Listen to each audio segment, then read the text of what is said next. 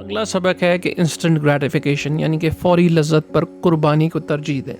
دوستو، کیا آپ نے بندر اور کوکی جار کی کہانی سنی ہے؟ کہانی کچھ یوں ہے کہ ایک جار میں ایک کوکی پڑی تھی اور اس جار کا منہ صرف اتنا چوڑا تھا کہ بندر اس میں ہاتھ ڈال سکتا تھا، لیکن اتنا بڑا نہیں تھا کہ وہ کوکی پکڑ کر اپنی مٹھی باہر نکال سکے۔ لہٰذا اگر وہ کوکی کو پکڑے رکھنے پر اصرار کرتا تو اس کا ہاتھ پھنس جاتا۔ یہاں اخلاقی سبق یہ ہے کہ لالچ کی قیمت ادا کرنی پڑتی ہے۔ بندر کا ہاتھ اس لیے پھنس گیا کیونکہ اس نے کوکی کو چھوڑنے سے انکار کر دیا۔ اب انسانی رویہ اس سے کتنا مختلف ہے۔ آپ دیکھیں کہ کتنے لوگ ہیں ایسے جو کہ اپنے بہترین مفاد میں قربانی دینے کو تیار ہیں۔ دنیا کو نیگیٹو سینس میں دیکھنے کے مضر اثرات میں سے ایک مضر اثر یہ بھی ہے کہ وہ فوری لذتوں پر مبنی زندگی کا جواز پیش کرنا آسان بنا دیتا ہے تاکہ آپ اس زندگی کو قابل برداشت بنا سکیں۔ اس کے علاوہ آپ یہ بھی سوچتے ہیں کہ بھئی اگر میں اس چیز سے خوش ہو رہا ہوں تو اس میں برا کیا ہے؟ پھر چاہے وہ زیادہ کھانے کی صورت میں ہو، منشیات کے استعمال کی صورت میں ہو، یا جنسی بے راہ روی ہو، یا خود کو نقصان پہنچانے کی صورت میں ہو، اس سب کے پیچھے ایک ہی منطق ہے۔ اب ایک دوسری سائیڈ ہے اور وہ ہے قربانی۔ اس میں آپ حال میں کچھ ترک کر کے مستقبل میں ایک بہتر چیز کا انتظار کرتے ہیں۔ یہ چیز قدیم زمانے سے چلی آ رہی ہے، جہاں پر قبائل سردیوں کے لیے یا پھر ان لوگوں کے لیے جو کہ شکار نہیں کر سکتے تھے، کھانے کو ایک طرف بچا کے رکھ لیتے تھے۔ اس موضوع کی بائبل میں بھی بہت نمائندگی کی گئی ہے۔ جب خدا نے حضرت آدم اور حضرت حوا کو جنت سے نکالا تو ان کے گناہ کی وجہ سے انہیں اس سخت اور ظالمانہ زندگی میں آنا پڑا، اور اس زندگی کا سامنا ہم سب کو کرنا پڑتا ہے۔ تاہم زندگی میں ہمیں یہ تکلیف دہ وقت گزارنا پڑتا ہے تاکہ بعد کی زندگی میں ہم خوشیوں کا تجربہ کر سکیں۔ اب آپ یہ سوچ رہے ہوں گے کہ یہ تو ایک بہت سادہ سا تصور ہے، ہم تو پہلے ہی اپنی زندگی میں یہ کر رہے ہوتے ہیں۔ ہم کام پر جاتے ہیں، اپنا وقت قربان کرتے ہیں، ہم چھٹیاں نہیں لیتے تاکہ ہم مستقبل میں اپنے خاندان کے ساتھ سمر ویکیشنز پہ جا سکیں، کسی بیچ پہ اپنا وقت انجوائے کر سکیں۔ لیکن یہ چیز اپنے ذاتی مفادات کے لیے قربانی دینے سے زیادہ بڑھ کر یہ وہ چھوٹی چھوٹی چیزیں ہیں جنہیں ہم بڑی بھلائی کے لیے قربان کر سکتے ہیں۔ قربانی جتنی بڑی ہوگی اس کا اجر اتنا زیادہ ہوگا۔ یہ اس کمل کے پھول کی طرح ہے جو کہ اپنی زندگی جھیل کے تہہ سے شروع کرتا ہے اور پھر وہ ایک ایک انچ اندھیرے سے باہر نکلتا ہے، یہاں تک کہ وہ پانی کی سطح کو چیرتے ہوئے سورج کی شعاؤں میں کھلتا ہے۔ دوسرے لفظوں میں، اگر آپ کسی چیز پر قائم رہیں اور اپنے مقصد تک پہنچنے کے لیے قربانی دینے کے لیے تیار ہیں تو آپ کو اجر ضرور ملے گا۔ دوستو، جھوٹ خود فریبی کا ایک عام ذریعہ ہے، لیکن ہمیں سچائی کے ساتھ زندگی گزارنے کی کوشش کرنی چاہیے۔ جرمن فلسفی فریڈرک نیچے کا خیال تھا کہ آپ کسی شخص کی روح کی طاقت کی پیمائش اس بات پر کر سکتے ہیں کہ وہ کھرے سچ کو کس حد تک برداشت کرتا ہے۔ گرچہ ہماری ثقافت میں سچائی کو بہت اہمیت حاصل ہے، لیکن اس کے باوجود ہم ہر وقت جھوٹ بولتے رہتے ہیں۔ خود سے اور دوسروں سے جھوٹ بولنے کی اہم وجہ یہ ہے کہ ہم جو سوچتے ہیں وہ حاصل کرنا چاہتے ہیں۔ آسٹریا کے ماہر نفسیات الفریڈ ایڈلر نے اس کو لائف لائز کہا ہے۔ اس سے مراد وہ چیزیں ہیں جو ناقص طریقے سے سوچے گئے اہداف کو عملی جامہ پہنانے کی وجہ سے ہم کرتے ہیں۔ مثال کے طور پر شاید آپ نے اپنی ریٹائرمنٹ ایک بیچ کے کنارے سوچی ہو جس میں آپ جوس کا گلاس پکڑے آرام سے دھوپ میں لیٹیں۔ اس قسم کا خیال اتنا پرکشش ہو سکتا ہے کہ آپ خود کو یہ سوچ کر بے وقوف بناتے رہتے ہیں کہ یہ ممکن ہے، یہاں تک کہ ایسے واقعات کا ڈھیر لگ جاتا ہے جو کہ اس بات کو ناممکن بنا دیں۔ آپ یہ بھی نہیں سوچتے کہ شاید آپ کو دھوپ سے، ریت سے الرجی ہو، لیکن اس منصوبے کے بارے میں آپ خود سے جھوٹ بولنا جاری رکھتے ہیں، حالانکہ یہ حقیقت میں کوئی منصوبہ نہیں ہے، کیونکہ آپ نے ایسے کوئی ٹھوس اقدامات کی نشاندہی نہیں کی جو ممکنہ طور پر اسے حقیقت بنا سکیں۔ اس قسم کے جھوٹ اکثر ہماری خود کو بے وقوف بنانے کی صلاحیت کے ساتھ مل جاتے ہیں اور ہم یہ سوچنے لگ جاتے ہیں کہ ہمیں پہلے سے ہی سب کچھ پتا ہے۔ یہ ایک احمقانہ نقطہ نظر ہے کیونکہ یہ سیکھنے اور بڑھنے کی ہماری فطری خواہش کو بند کر دیتا ہے۔ لیکن اس سے بھی زیادہ بدتر چیز یہ ہے جب آپ جھوٹ کی زندگی گزار رہے ہیں اور سچ کو پہچاننے کے لیے تیار ہی نہ ہو۔ جان ملٹن کی ایک طویل نظم پیراڈائز لاسٹ میں لوسیفر کو ایک معقول کردار کے طور پر پیش کیا گیا ہے، لیکن وہ بہت زیادہ مغرور اور اپنی صلاحیتوں سے متاثر ہو جاتا ہے، اتنا کہ اس کو اور اس کے پیروکاروں کو خدا کے حکم کو چیلنج کرنے کی جرم میں جنت سے باہر نکال دیا جاتا ہے۔ دوستو یہاں میں یہ بات واضح کرتا جاؤں کہ آپ نے زندگی میں جو ٹارگٹس بنائے ہیں ان سب کو ترک کرنے کی ضرورت. آپ کے ٹارگٹس کو حقیقت پسند ہونا چاہیے جو کہ سچائی کی عکاسی کریں. لہٰذا جیسے جیسے آپ کی سمجھ، عقل اور زمانہ بدلتا ہے آپ کے اہداف بھی بدل سکتے ہیں. اگر آپ کی زندگی آپ کے منصوبے کے مطابق نہیں چل رہی تو ہو سکتا ہے کہ یہی وقت ہے جس میں کہ آپ موجودہ سچائی کو چیلنج کریں جس کی آپ اب تک پیروی کر رہے ہیں، جس کی وجہ سے آپ خود کو کمزور اور دنیا سے ٹھکرائے ہوئے اور بیکار محسوس کرتے ہیں. آپ اپنی ذاتی زندگی کی تجدید کریں تاکہ آپ صحیح راستے پر واپس آ سکیں. دوستو اگلا اصول یہ ہے کہ بات چیت سیکھنے اور بڑھنے کا موقع ہونی چاہیے، نہ کہ مقابلہ کرنے کا. قدیم فلسفی سقراط کو اس کی موت کے ہزاروں سال بعد بھی دنیا کے عقل مند ترین انسانوں میں گنا جاتا ہے. اس کی وجہ اس کا یہ عقیدہ ہے کہ وہ کچھ نہیں جانتا، اور یہی چیز اس کی گفتگو اور سیکھنے کے لیے اس کی کشادگی کا محرک تھی. جب آپ حقیقی بات چیت کے عمل میں ہوتے ہیں تو یہ چیز بالکل ایک سوچنے کے عمل کی طرح ہونی چاہیے. جب آپ چیزوں کے بارے میں سوچ رہے ہوتے ہیں تو بنیادی طور پر آپ اپنے اندر کی آواز کو سن رہے ہوتے ہیں، کیونکہ آپ کسی مسئلے کے دو رخوں کو تلاش کر رہے ہوتے ہیں، اور ایک طرح سے آپ اپنے ایک اندرونی ڈائلاگ بنا رہے ہوتے ہیں. یہ عمل مشکل ہو سکتا ہے کیونکہ غیر جانبدار رہ کے دونوں سائڈز کے بارے میں سوچنا کئی بار مشکل ہو جاتا ہے. یہی وجہ ہے کہ لوگ ایک دوسرے سے بات کرتے ہیں تاکہ کسی مسئلے کے دونوں پہلوؤں کو زیادہ آسانی سے سمجھ سکیں. یہاں تک کہ بچے بھی ایسا کرتے ہیں. جب کسی بچے کے ذہن میں یہ آئیڈیا آتا ہے کہ چھت پر کھیلیں گے تو بہت مزہ آئے گا، تو اپنے ساتھ والے بچے سے بات کرتا ہے، اور دوسرا بچہ چھت پر کھیلنے کے خطرات کے بارے میں جب کچھ پوائنٹس ریز کرتا ہے تو پھر وہ دونوں کسی فیصلے پر پہنچتے ہیں. تاہم اکثر گفتگو ایسے نہیں ہوتی. لوگ اپنے تصورات کی توثیق چاہتے ہیں اور ڈائلاگ کو ایک مقابلہ سمجھتے ہیں جسے جیتنا ہر صورت ضروری ہے.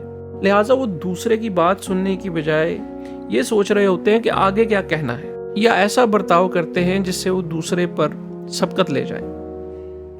یہی وجہ ہے کہ نواں اصول یہ ہے کہ دوسروں کی باتوں کو سنیں، یہ فرض کرتے ہوئے کہ آپ کو ان سے کچھ سیکھنا ہے. ایک بہتر گفتگو کرنے کے لیے آسان ٹپ یہ ہے کہ آپ جو سنیں اس کا خلاصہ کریں، یا دوسرے شخص نے جو کہا ہے وہ اونچی آواز میں دوبارہ بیان کر دیں. اس سے دو مقصد حاصل ہوتے ہیں. ایک تو یہ اس بات کو یقینی بنانے میں مدد دیتا ہے کہ آپ نے چیزوں کو صحیح طریقے سے سنا ہے، اور دوسرا یہ بات کو آپ کی یادداشت میں قائم رہنے میں بھی مدد دیتا ہے. کبھی کبھی سچائی تکلیف دیتی ہے اور معلومات لینا تکلیف دہ، جس کا مطلب ہے کہ آپ کو اپنے خیالات اور پیشگی تصورات کو تبدیل کرنا ہوگا. لیکن یہ وہ قیمت ہے جو آپ سیکھنے اور بڑھنے کے خوبصورت عمل کے حصے کے طور پر ادا کر سکتے ہیں. اگلا اصول یہ ہے کہ زندگی کی پیچیدگیوں کا مقابلہ درست زبان استعمال کر کے کریں.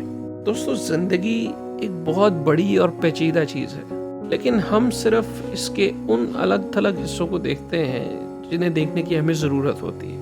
سوچئے کہ آپ کہیں جا رہے ہوتے ہیں اور آپ کو کچھ سیب پڑا ہوا ملتا ہے، تو آپ اس کی شاخ، درخت، مٹی کے بارے میں نہیں سوچیں گے جو کہ اس کے ساتھ جڑے ہوئے ہیں.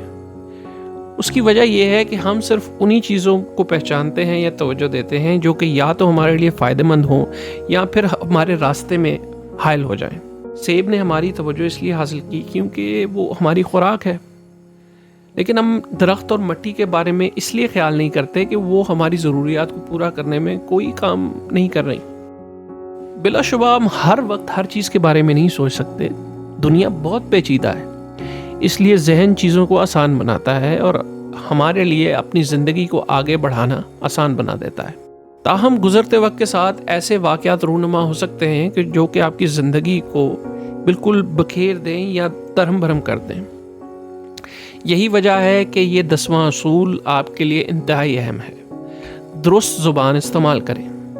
اس سے کیسے مدد ہوتی ہے؟ چلیں لفظ کار کے بارے میں سوچتے ہیں. آپ جانتے ہیں کار کیا ہوتی ہے؟ ایک ایسی چیز جو کہ ہمیں پوائنٹ اے سے پوائنٹ بی کی طرف لے کے جاتی ہے. لیکن جب یہ گاڑی اے اور بی کے درمیان آدھے راستے پر خراب ہو جائے تو کیا آپ کو وہ طریقے معلوم ہیں جن سے یہ کار کام کرتی ہے؟ کیا آپ فوراً گاڑی کریں گے اور اس پیچیدہ مشینری کو ٹھیک کر لیں گے؟ اس بات کے کافی چانسز ہیں کہ جب آپ کی کار خراب ہو جائے تو آپ پہلا کام یہ کریں گے کہ آپ کار کو کوسنے لگ جائیں گے. آپ ٹائر پہ لات ماریں گے اور پھر آپ کو زندگی اتنی آسان نہیں لگے گی جتنی کہ پہلے لگ رہی تھی۔ جب آپ کی زندگی پیچیدہ اور افراتفری کا شکار ہو جاتی ہے تو ایسا ہی ہوتا ہے۔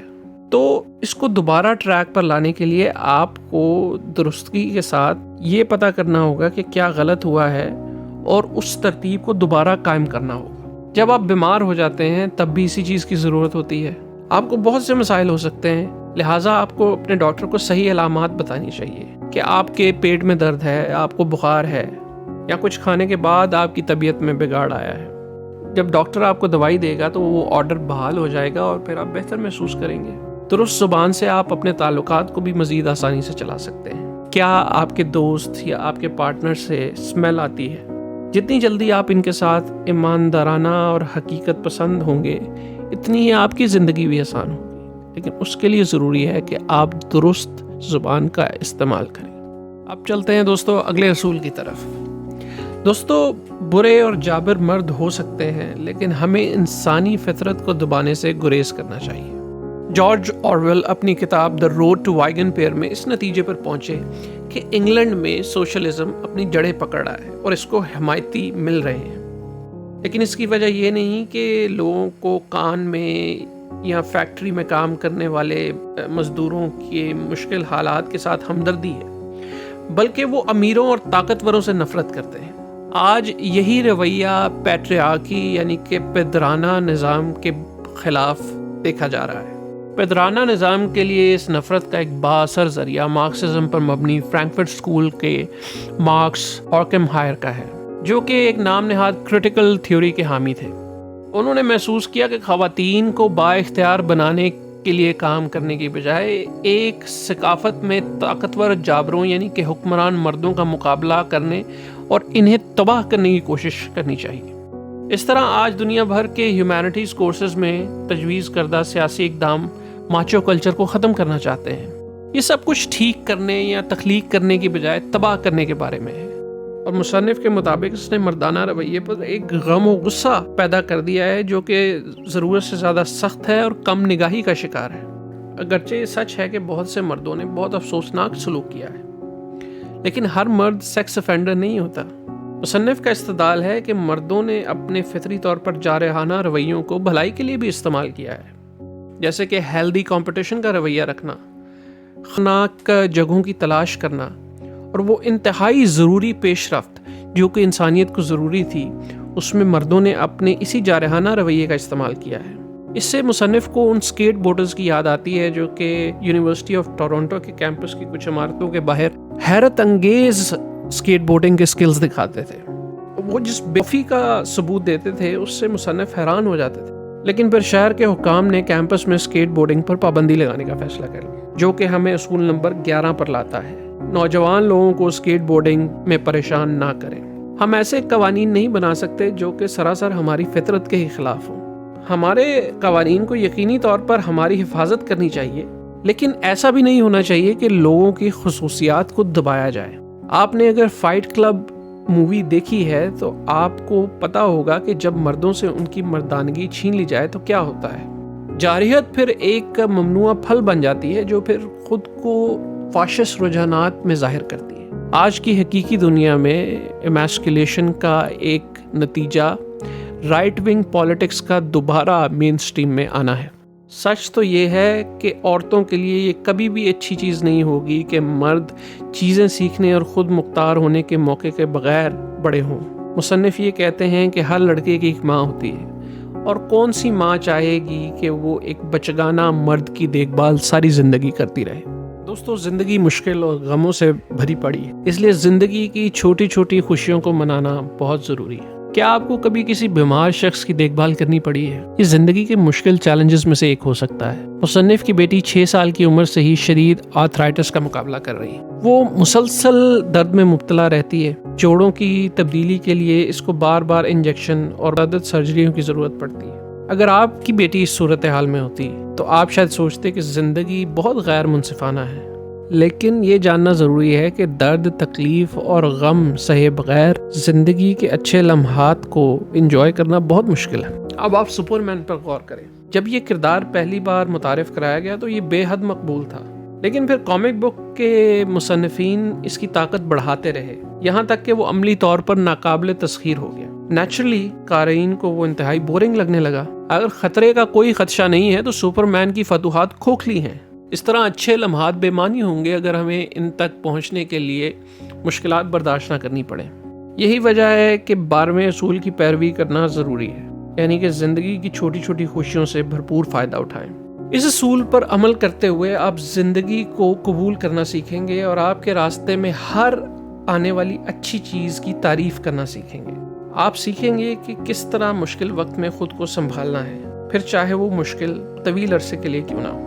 برسوں کی تکلیف کے بعد مصنف کی بیٹی کو بالآخر ایک ایسا فزیو تھراپسٹ ملا جس نے اس کی موومنٹ بہتر کرنے اور درد میں کمی کرنے میں اس کی بہت مدد کی۔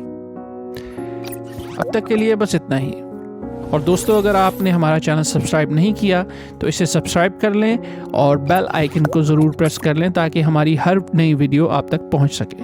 بہت شکریہ۔